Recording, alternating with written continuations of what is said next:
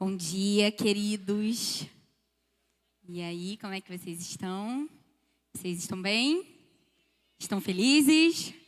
Estão gratos? Que bom.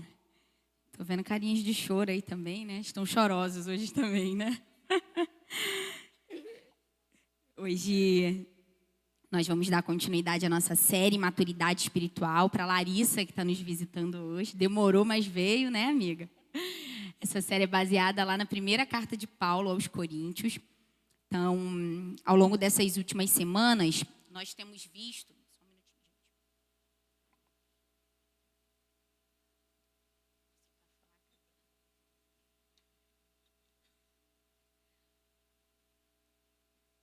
Ao longo dessas últimas semanas, nós temos visto os esforços do apóstolo Paulo para colocar ordem no culto coríntio.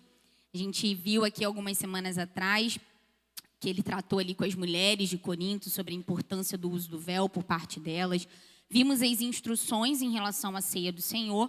E na semana passada, o Tiago começou o assunto sobre os dons espirituais. Então, nós vimos a importância dos dons espirituais para a igreja de Cristo, que, como o nome mesmo já diz, isso é um presente. E hoje nós vamos continuar falando sobre os dons espirituais, tá? Eu não sei se vocês se recordam, mas o primeiro problema tratado por Paulo ali em Corinto foi o problema do partidarismo. Então, existiam vários grupos, vocês se lembram disso? O grupo que se dizia ser de Apolo, o grupo de Cristo, o grupo de Pedro. E esse espírito faccioso, esse espírito dividido, também estava se manifestando aqui em relação aos dons espirituais. Ao que parece, um grupo de pessoas tinham recebido dons mais visíveis, eu posso dizer assim, como o dom de língua e o dom de profecia. E estes estavam ganhando uma notoriedade no culto. Eles estavam aparecendo mais. E aqueles que não tinham recebido esses dons se sentiam menosprezados, se sentiam inferiorizados. Então, é nesse contexto que Paulo vai trazer a famosa analogia do corpo humano, que a gente já ouviu muitas vezes, que está lá em 1 Coríntios 12, dos versículos 12 ao 31, que é o que a gente vai tratar hoje. Então, com essa analogia, com essa comparação, Paulo ele quer reforçar a importância da unidade, de que cada um dos membros do corpo é tão importante quanto cada um dos membros da igreja, para que o todo funcione bem. Mas Paulo ele vai um pouquinho além, eu posso dizer. Esse texto é um texto que fala sobre unidade, obviamente, mas Paulo vai falar de uma diversidade na unidade. Talvez um dos maiores erros das igrejas ao buscar a unidade é confundir unidade com uniformidade. Então, acham que todos precisam ser iguais. Isso fica característico até no momento quando você entra numa igreja. Todo mundo veste o mesmo estilo de roupa, fala do mesmo jeito, né? Gosta dos mesmos tipos de música. E isso não é unidade. Nós não precisamos nos mover iguais e sermos totalmente iguais. O nosso Deus é um Deus criativo, muito criativo. E Ele nos criou de maneiras diferentes e nós recebemos dons diferentes e devemos nos mover de maneira diferente. Mas o importante é que cada um esteja no seu lugar, para que realmente, de fato, o corpo funcione bem. Então, a diversidade do corpo, ela é um projeto do próprio Deus, não é um projeto humano. E é isso que a gente vai falar hoje. 1 Coríntios 12, dos versículos 12 ao 31. Sem mais delongas, vamos para o nosso texto.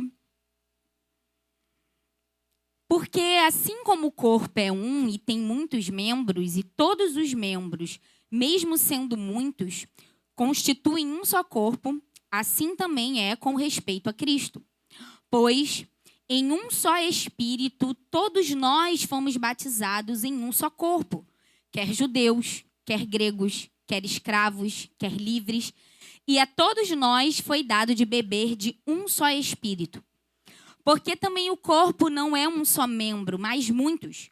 Se o pé disser, porque não sou mão, não sou do corpo, nem por isso deixa de ser do corpo. Se o ouvido disser, porque não sou olho, não sou do corpo, nem por isso deixa de ser do corpo. Se todo o corpo fosse olho, onde estaria o ouvido? Se todo ele fosse ouvido, onde estaria o olfato. Mas Deus dispôs os membros, colocando cada um deles no corpo, como ele quis. Se todos, porém, fossem um só membro, onde estaria o corpo? O certo é que há muitos membros, mas um só corpo. Os olhos não podem dizer à mão, não precisamos de você. E a cabeça não pode dizer aos pés, não preciso de vocês. Pelo contrário, os membros do corpo que parecem ser mais fracos são necessários.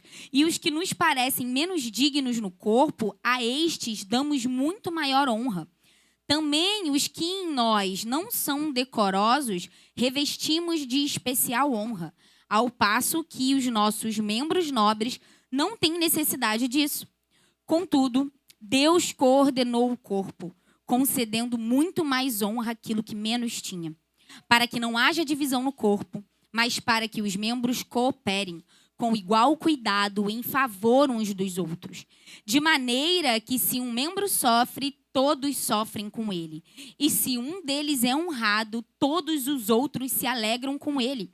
Ora, vocês são o corpo de Cristo e individualmente membros desse corpo. A uns Deus estabeleceu na igreja, primeiramente apóstolos, em segundo lugar profetas, em terceiro lugar mestres, depois operadores de milagres, depois os que têm dons de curar, ou de ajudar, ou de administrar, ou de falar em variedade de línguas. Será que são todos apóstolos? Será que são todos profetas? Será que todos são mestres? São todos operadores de milagres? Todos têm dons de curar? Todos falam em línguas? Todos têm o dom de interpretar essas línguas? Entretanto, procurem com zelo os melhores dons, e eu passo a mostrar-lhes um caminho ainda mais excelente. Então, como eu falei, Paulo ele vai utilizar essa famosa analogia do corpo humano para demonstrar a importância da diversidade na unidade. E não é à toa que ele utilizou esse exemplo. O nosso corpo humano ele é formado por cerca de 80 órgãos, divididos entre os sistemas digestório, respiratório, endócrino, nervoso, circulatório, reprodutor, sensorial, urinário, linfático e outros tecidos e os órgãos do corpo humano. É muita coisa. É muita diversidade. Quando a gente olha o corpo, a gente vê o quê? Uma única coisa. Mas ele é formado por várias partes, por vários membros. E assim também é com Cristo. Assim também é em relação à igreja de Cristo. No todo é um, mas é formado por vários membros. Então a realidade é que para que a unidade seja unidade mesmo, é preciso que haja diversidade. Verso 13. Eu não sei se vocês já pararam para pensar como que isso acontece. O que Paulo está dizendo aqui é que nós somos parte desse corpo, desse todo. E no versículo 13, ele vai responder a maneira como isso acontece. Pois em um só Espírito, todos nós fomos batizados em um só corpo. Quer judeus, quer gregos, quer escravos, quer livres. E a todos nós foi dado de beber de um só Espírito. Isso acontece de maneira sobrenatural. Isso é obra do Espírito. O que ele está querendo dizer aqui é o que une vocês, coríntios, não é o artigo de fé que vocês seguem. O que une vocês é o Espírito. O Espírito veio e batizou vocês no corpo de Cristo. E a partir desse momento vocês passaram a fazer parte da igreja, do corpo de Cristo. Então, é Cristo que nos une, muito do que o Léo falou também na quinta-feira. Então, é algo sobrenatural, é algo espiritual. E há uma certa polêmica em relação a esse versículo aqui, porque existem algumas possíveis interpretações para eles. Por exemplo, os pentecostais, eles entendem que quando Paulo fala aqui do batismo do Espírito, nessa primeira frase, ele está se referindo ao batismo nas águas. Se seria um momento onde a pessoa ela recebe o Espírito Santo no entendimento deles. E, posteriormente, quando eles bebem do Espírito, como sendo a famosa segunda bênção. E essa segunda bênção precisaria da evidência do dom de línguas, para realmente confirmar que essa pessoa recebeu uma medida maior do Espírito Santo. Tá? Mas para mim, o que faz mais sentido é que Paulo está falando aqui do batismo do Espírito como um momento da conversão. Um momento onde essa pessoa, de fato, é convencida, né, dos seus pecados e ela se arrepende. E essa expressão beber do Espírito Santo é o que nós fazemos ao longo da nossa vida cristã, onde nos enchemos do Espírito, como ele vai falar também em outras cartas, tá? E em Cristo, Paulo chega à conclusão, em Cristo tudo muda. Em Cristo, as barreiras elas são derrubadas, as distinções elas são destruídas. Por quê? Não existe mais judeus, gregos, escravos e livres. Todos vocês são um, juntos, unidos no corpo de Cristo. Verso 14. Porque também o corpo não é um só membro, mas muitos. Como eu falei aqui, apesar do corpo ser um, visto assim de fora, ele é formado por vários membros. E o que a gente precisa entender é cada um de nós dá uma contribuição limitada para o funcionamento desse corpo. Nenhum de nós tem o poder de fazer todas as funções. E por isso é necessário que hajam muitos membros. No versículo 15, Paulo, então, ele começa a detalhar essa analogia do corpo humano mediante a personificação de algumas partes. Então, ele vai dar vida a algumas partes do corpo para ver alguns sentimentos, para demonstrar alguns sentimentos que podem estar no corpo de Cristo. No livro do teólogo Sam Storms, eu acho que fala assim, né? Entendendo os dons, é muito interessante que ele fala sobre essa passagem aqui, sobre esse trecho em específico. Ele diz que existem dois sentimentos que ele trata no livro como duas enfermidades que podem afetar o corpo de Cristo, que é o sentimento de inferioridade e o sentimento de autossuficiência. Paulo vai tratar aqui nos versículos 15 e 16 dessa enfermidade que é a inferioridade. E eu queria ler para vocês. Se o pé disser, porque não sou mão, não sou do corpo, nem por isso deixa de ser do corpo. E se o ouvido disser, porque não sou olho, não sou do corpo, nem por isso deixa de ser do corpo. Como eu falei anteriormente, alguns irmãos ali em Corinto estavam descontentes com o dom que tinha recebido. Então imagina lá o grupinho do que recebeu os dons do pé e os dons do ouvido, reclamando entre si. E o pé dizendo, mas eu fico escondido, né? E eu nem sou tão bonito assim, eu sou até feio. E eu tenho até chulé, né? Então eu não valho de nada. E aí o ouvido ali, né, gostando da lamúria, porque ele está no mesmo grupo, fala, eu também. Eu fico escondido, ninguém nem lembra de mim, e eu ainda acumulo cera. Eu queria mesmo estar na frente, igual os olhos, que todo mundo repara, que realça. Conseguem perceber esse sentimento? E, infelizmente, muitos de nós podem ter o mesmo sentimento, o sentimento daqueles que receberam dons de pé ou dons de ouvido, que olham para quem recebeu um dom de mão ou um dom de olho e pode dizer assim, eu não sou tão habilidoso quanto. Eu não sou igual. E isso traz um sentimento de inferioridade. Então, essas pessoas lutavam contra um sentimento de inferioridade, inutilidade, ineficácia e, o pior, inveja. Se sentem descartáveis. Se você chegar para essa pessoa e perguntar qual é a sua parte no corpo, ela vai te dizer, eu sou o apêndice, ou eu sou o siso, que pode ser removido e aí não vai fazer diferença nenhuma, que a vida segue sem mim. A gente está rindo, mas tem muita gente que realmente é convencido disso, de que ela não vai fazer diferença se não estiver no corpo. E como eu falei anteriormente, ele traz isso brilhantemente como uma enfermidade. Isso é uma doença para o corpo, porque isso atrapalha. Atrapalha aquela pessoa de se desenvolver em seu dom e atrapalha a igreja como coletivamente porque ela não recebe o que tem no outro. E esse sentimento, como eu falei, ele é muito perigoso. Mas ele tem muito a ver com aquilo que nós compreendemos sobre os dons do Espírito. Muitas pessoas acham que o dom ele serve para quê? Para te autopromover. Então, essa busca pelos dons, na realidade, é uma busca para se tornar visível. É uma busca para fazer o seu próprio nome grande. E tem muita gente fazendo isso muito bem. Pessoas estão construindo impérios, ganhando dinheiro, manipulando pessoas através do uso dos dons. Um presente que Deus deu para servir a igreja e essas pessoas estão usando para usurpar o corpo de Cristo. Então é perigoso, é por isso que a gente precisa compreender o para que serve o dom. O Tiago trouxe aqui semana passada uma ilustração que eu achei perfeita. O dom, ele é um presente que você recebe, mas está lá com o nomezinho de outra pessoa. Então, é para o outro. A finalidade do dom é o outro e não o nosso sucesso, o nosso bem-estar, a nossa autopromoção.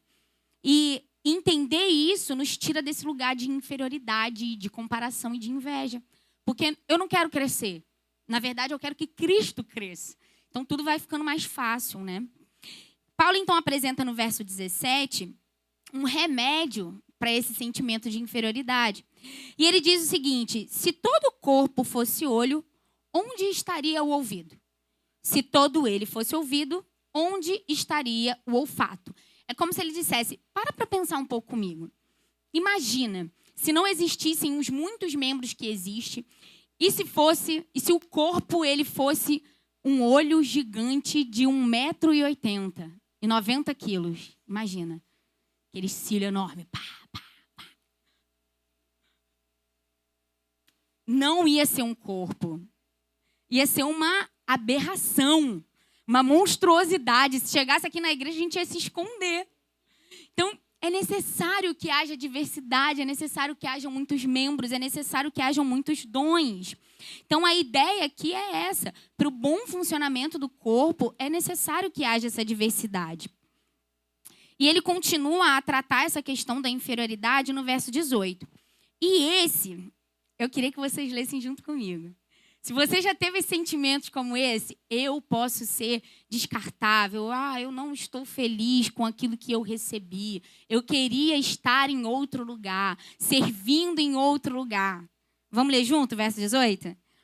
Mas Deus dispôs os membros, colocando cada um deles no corpo como Ele quis, segundo a sua vontade. Quem foi que escolheu? Deus escolheu. Acho que as nossas crises diminuem, né? Deus dispôs, Deus escolheu, soberanamente Ele quis que foi assim. E a gente tem que fazer o quê? Aceitar. Gente, eu fiquei meditando sobre esse texto. Eu falei, ainda bem que é Deus que escolhe. Imagina se a gente pudesse escolher. Eu fico imaginando meu esposo aqui na frente cantando. Porque com certeza, se ele pudesse escolher, a frustração da vida dele é não ter ritmo, tadinho. Mas ele gosta de cantar. E ele canta em casa, mas ele não acerta uma letra de nenhuma música. Aí imagina se pudesse escolher, ao invés de ouvir a Tainá, de ouvir a Gil, ouvir a Tam, vocês iam ter que ouvir o Maurício. Mas Deus, soberanamente, falou assim, não, você vai cuidar das finanças. Deixa esse lugar para outra pessoa. Então, conseguem perceber que é muito mais legal que a gente não possa escolher? Soberanamente, Deus escolhe, Ele é cheio de sabedoria, como a gente cantou aqui nessa manhã. Ele sabe o que faz, a realidade é essa. Mas nós temos um trabalho. E o nosso trabalho é descobrir qual foi o dom que Deus nos deu. A gente precisa saber aonde que a gente vai servir. E talvez você ainda não tenha se encontrado no corpo. Mas busque pessoas que estão em volta de você, pessoas que estão mais próximas. O que você acha? O que você serve em mim? O que você acha que eu sou bom? Né? E para que venham te ajudar realmente e sirva. Porque é no serviço que você vai realmente descobrir se você é bom naquilo ou não. E você vai desenvolvendo aquele dom. E muitas pessoas pensam também, eu creio muito nisso, né? É óbvio que existe algo sobrenatural, que é um presente que Deus nos deu. Mas a gente precisa desenvolver os nossos dons. E a gente faz isso através desse trabalho, de fato. Por exemplo, alguém pode receber um dom mestral, mas as coisas não vão chegar para ele simplesmente por telepatia. Ele vai precisar sentar, estudar, ler, fazer cursos, buscar. Então, que a gente busque realmente desenvolver os nossos dons, fazendo tudo aquilo com excelência. Eu gosto muito, uma coisa que eu ouvi que eu nunca vou esquecer. O cristão, ele foi chamado para servir e surpreender. Em todas as esferas da nossa vida, no nosso trabalho, tudo que chegar na nossa mão precisa ser feito de uma maneira diferenciada. Então, talvez o seu dom seja o dom de serviço. Você é aquela pessoa que está ali o tempo todo servindo, ajudando. Você gosta de lavar um banheiro, você gosta de cuidar das crianças, você gosta de meter a mão na massa. Você faz isso naturalmente. Então, faça isso de um jeito que quando alguém entra num banheiro que você lavou, a pessoa vai sentir aquele cheirinho de cloro e vai falar, gente, foi a Bia que lavou esse banheiro, que a Bia que é dessas, né? Foi a Bia. Vão saber que foi ela que lavou o banheiro. Então, que a gente busque realmente essa excelência. E sempre tendo em mente, pode ser que você não esteja sendo visto, mas Deus está te vendo. Pode ser que você não tenha um microfone na sua mão, mas Deus está te vendo. E Ele é a pessoa mais importante que existe. Então, que o nosso coração descanse de fato nisso. Verso 19 e 20. Se todos, porém, fossem um só membro, onde estaria o corpo? O certo é que há muitos membros, mas um só corpo. De novo, ele reforça essa necessidade da diversidade para que o corpo não seja uma aberração. Então, nesses versículos que eu falei agora, Paulo ele vai tratar daquele sentimento de inferioridade.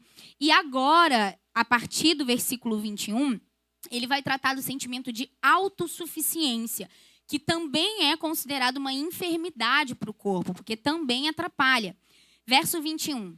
Os olhos não podem dizer à mão, não precisamos de você. E a cabeça não pode dizer aos pés, não preciso de vocês. Embora alguns irmãos lá em Corinto se sentiam menosprezados por não terem recebido os dons mais visíveis, alguns que tinham recebido dons mais visíveis se sentiam superiores. E menosprezavam aqueles que não tinham recebido dons tão visíveis quanto.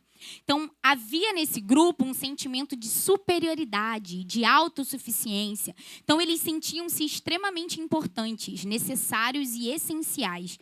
Se orgulhavam das suas habilidades como se fossem os responsáveis por elas. Se fôssemos perguntar a esse grupo qual a parte do corpo que você acredita ser, sem dúvida ele diria, eu sou o coração. Sou o cérebro. Sem mim, isso aqui, nada vai funcionar. Tudo depende de mim. E esse sentimento é um sentimento muito perigoso. É para esse tipo de pessoa que no aniversário a gente aproveita, deixa, eu vou te dar um livro muito legal. Ego Transformado. Lê tudinho, aproveita que é fininho, aí você lê. Né, irmão? Achei a sua cara, né, pequeno e fino. Mas, gente, esse sentimento de autossuficiência, ele é uma loucura. Para pensar. Imagina se a gente pudesse fazer tudo e se não dependêssemos uns dos outros. Imagina, você chegou aqui hoje e tinha alguém na recepção, né? Mas não é você mesmo que está na recepção. Você se recepciona. Aí você entra, ao invés da Ellen te servir um pedacinho de bolo, você mesmo que serve o seu bolo, porque você mesmo fez o bolo. E aí você entra aqui, você toca guitarra, toca bateria, você canta, ao mesmo tempo você adora. Né? Aí você prega e você mesmo ouve a pregação. E no final, no momento em que um ora pelo outro, você não precisa das pessoas. Você vai lá e coloca a sua própria mão sobre a sua cabeça e você ora. Gente, eis que me digo.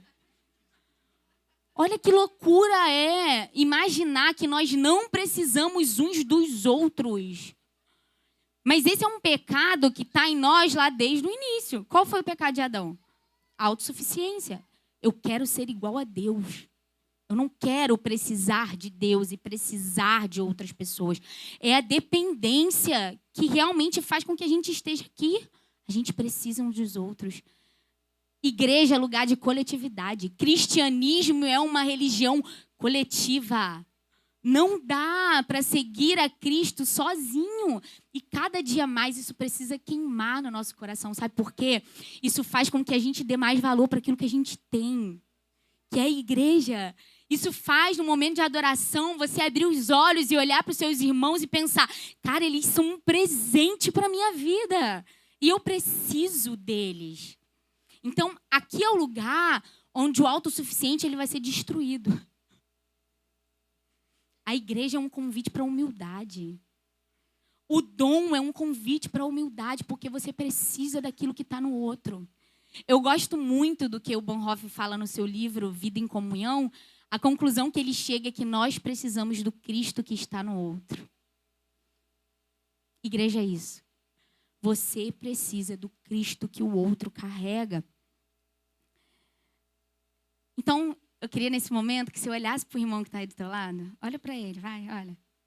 Diz assim para ele, ó, eu preciso de você. Você precisa de mim. Nós precisamos de Cristo até o fim. Amém?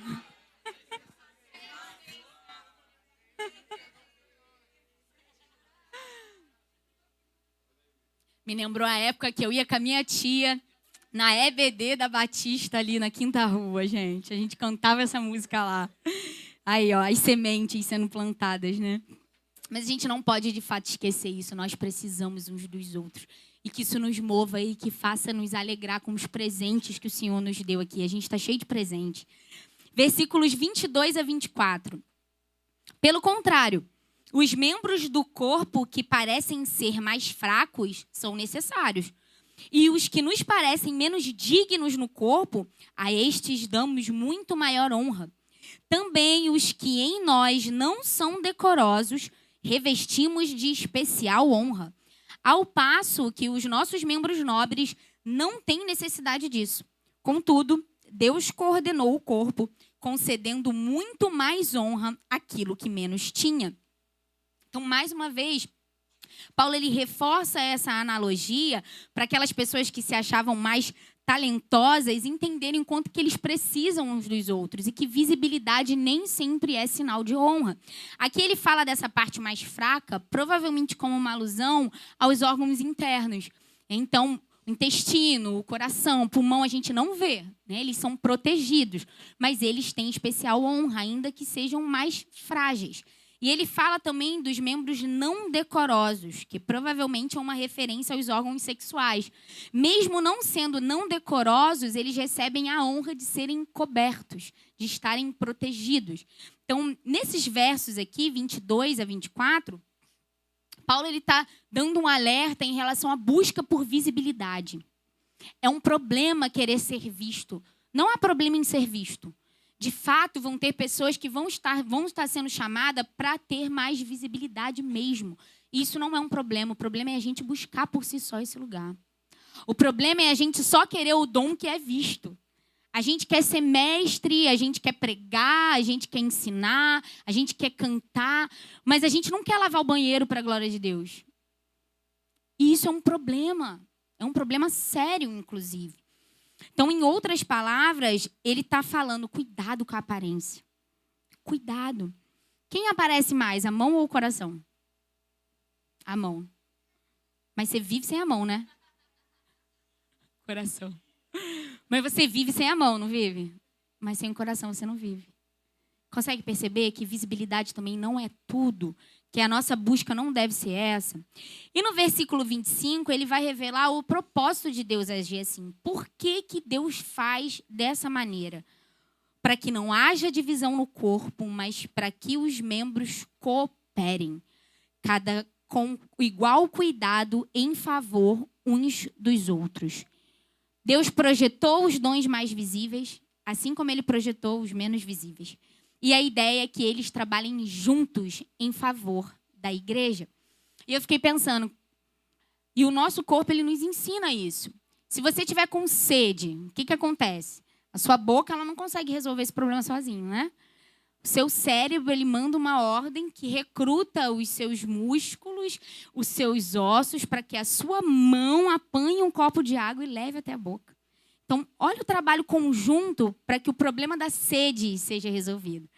Mas a questão é, por que funciona? Porque a mão ela não está querendo ser o cérebro. O cérebro ele não está querendo ser o braço. O braço ele não está querendo ser a boca. Cada um deles está no seu lugar, focando em fazer o seu serviço da melhor maneira, para que no final o todo seja beneficiado. O corpo. Então, essa deve ser a nossa busca. Tirar de nós esse espírito de competição e buscar saber qual é o seu lugar. E sabendo qual é o seu lugar, sirva com excelência. Porque no final das contas, todos vão ser beneficiados a partir dessa decisão. Versículo 26. De maneira que se um membro sofre, todos sofrem com ele. E se um deles é honrado, todos os outros se alegram com ele. Que versículo bonito. Lindo, né? Vou até ler de novo, gente. Um membro sofre, todos sofrem com ele. Se um deles é honrado, todos os outros se alegram com ele. Mas é fácil de viver? Não mesmo.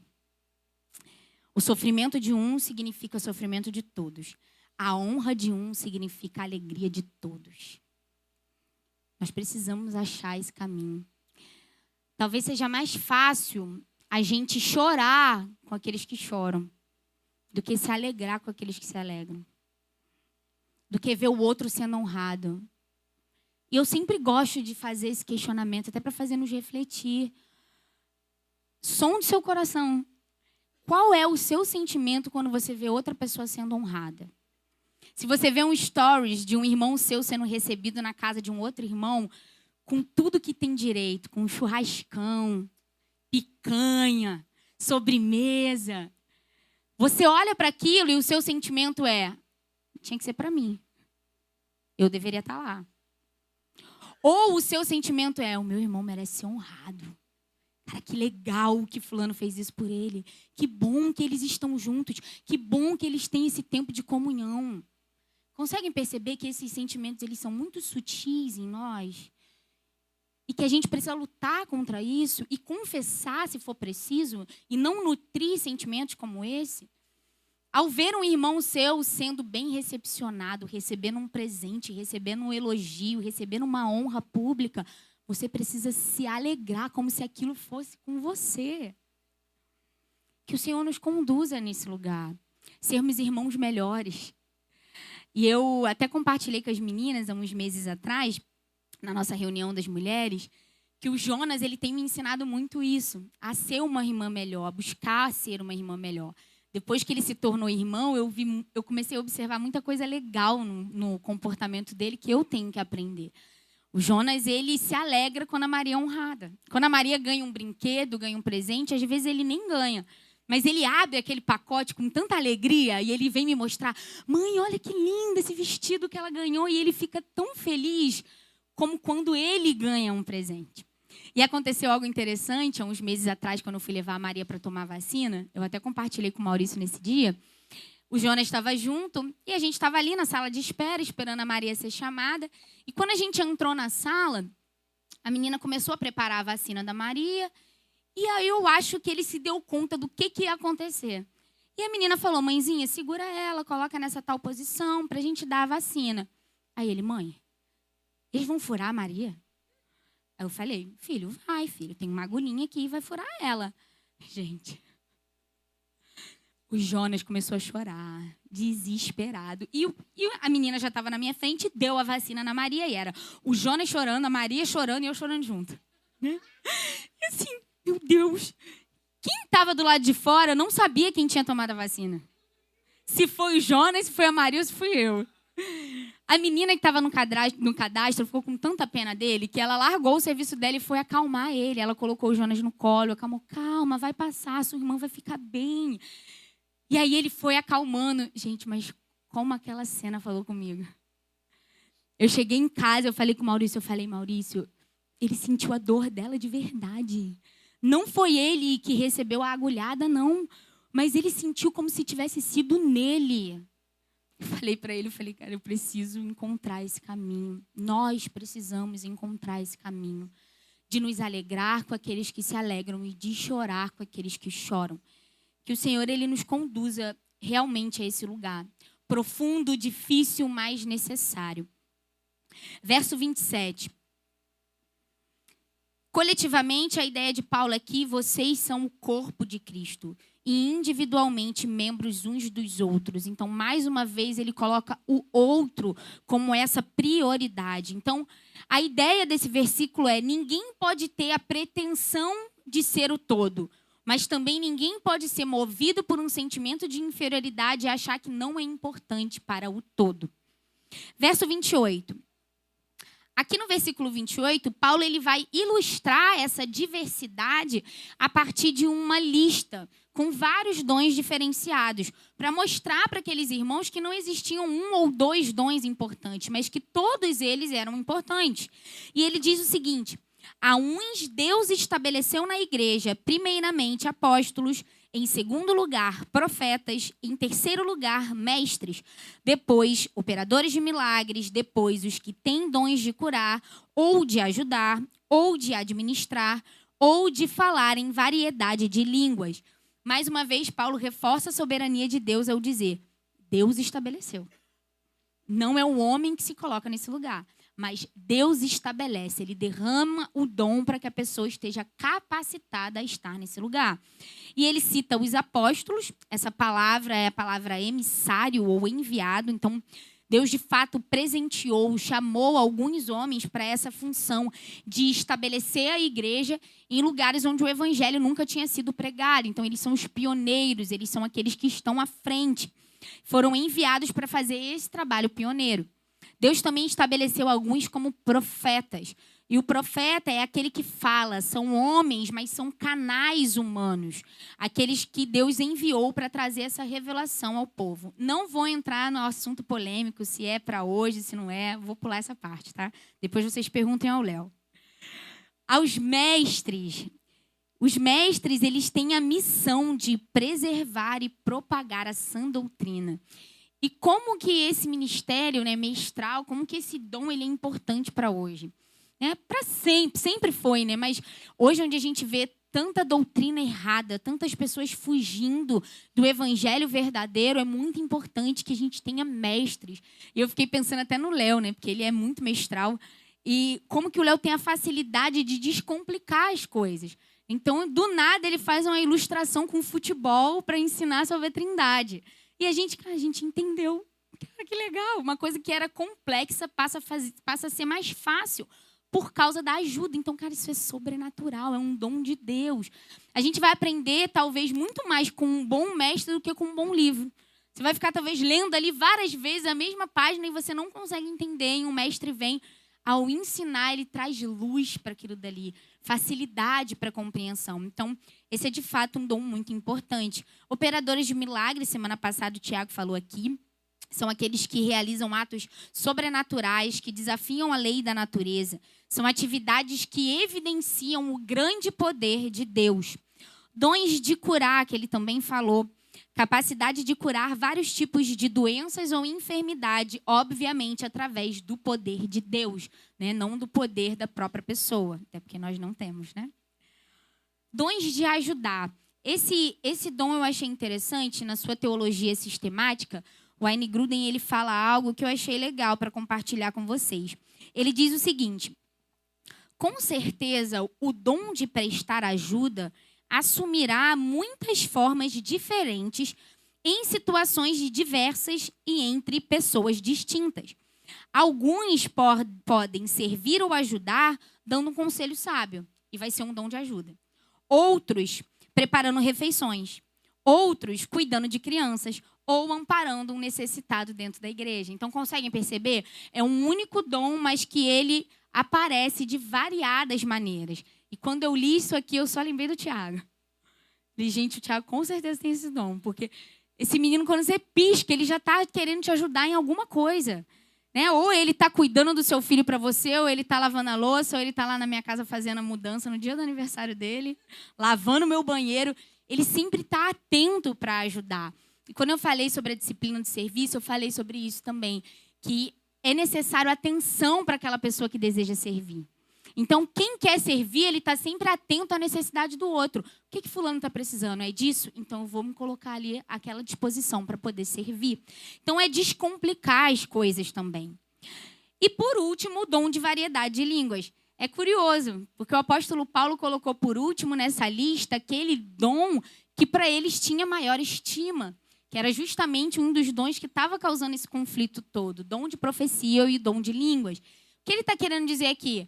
Não é que seja menos importante, mas é tão importante quanto os outros. Vocês não precisam buscar somente por esse dom. Existe uma lista de dons que vocês podem buscar. Verso 29 e 30. Será que são todos apóstolos? Será que são todos profetas? Será que são todos mestres? São todos operadores de milagres? Todos têm dons de curar, falam em línguas, dom de interpretar essas línguas? E a resposta para todas essas perguntas é não. Não, nós não somos iguais. Não, nem todos têm os mesmos dons. Nem todos foram chamados para o mesmo ministério. Então, mais uma vez ele reforça, a variedade é essencial. É necessário que haja diversidade na unidade. Versículo 31.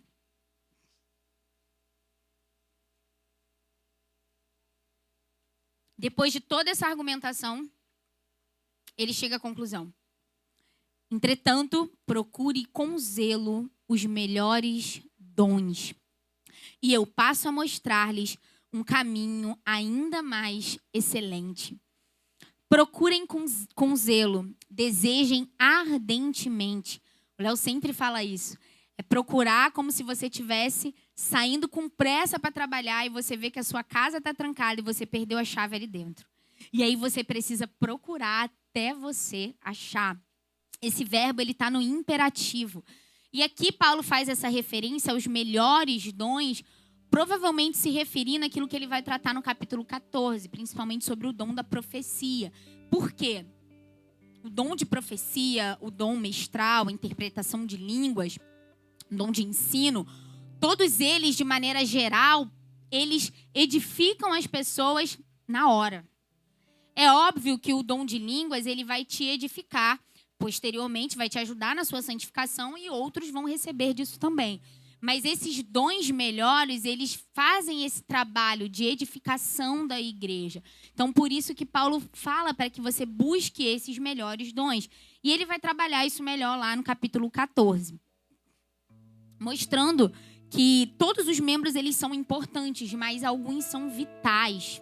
Alguns são extremamente necessários e a igreja não pode viver sem. E para que eles não buscassem os dons com um espírito orgulhoso, com um espírito faccioso, Paulo aponta para eles um caminho. Vai por aqui. Vocês estão indo pelo caminho errado. Vocês estão buscando os dons mais visíveis. Vocês estão querendo glória para si. Mas eu vou mostrar para vocês um caminho que vai dar certo. Vai por aqui. Vai pelo caminho do amor. Que é o que ele vai tratar no capítulo 13 na semana que vem. E é interessante porque nesse caminho o sucesso é garantido. Todo mundo vai ganhar. Todo mundo vai ganhar. Porque a sua preocupação não vai ser em tornar o seu nome grande, mas vai ser em servir o outro. Vai ser em ver a igreja amadurecendo.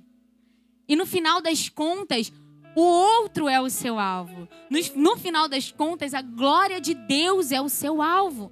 Então, a partir disso, nós buscamos os dons com a intenção certa, com o coração certo. E sendo assim, você vai servir do modo certo, pode ter certeza. Então, que o Senhor nos ajude a encontrar esse caminho tão precioso, esse caminho excelente, que é o caminho do amor. E eu queria encerrar com uma citação que eu tirei do comentário do Dr. Thomas. Queria que vocês prestassem atenção, que resume muito bem tudo aquilo que a gente falou aqui nessa manhã. E ele diz o seguinte: a igreja não é nem uma massa morta de partículas semelhantes, como uma pilha de areia, nem um enxame vivo de indivíduos antagônicos, como uma gaiola de feras selvagens. Ela tem a unidade de um organismo vivo, no qual não há duas partes exatamente iguais, mas todos desempenham funções diferentes para o bem do todo. Todos os homens não são iguais, e nenhum indivíduo pode ser independente do resto. Em todos os lugares há subordinação e dependência. Alguns têm dons especiais, alguns não têm. Alguns têm dons maiores, outros têm menores, mas cada indivíduo tem alguma função para descarregar e todos devem trabalhar juntos para o bem comum. Este é o ponto mais importante, a unidade no serviço amoroso. Então a conclusão que eu chego é: busque os dons. Busque os dons. Ame os seus irmãos. e busque a glória de Deus como alvo da sua vida. Para que de fato você seja um presente para a sua comunidade, um presente para a igreja. E com isso todos vão crescer, todos vão amadurecer. E nós vamos ver os frutos do nosso Deus que é sábio e que fez essa diversidade na unidade. Amém? Que o Senhor nos conduza a esse lugar, irmãos.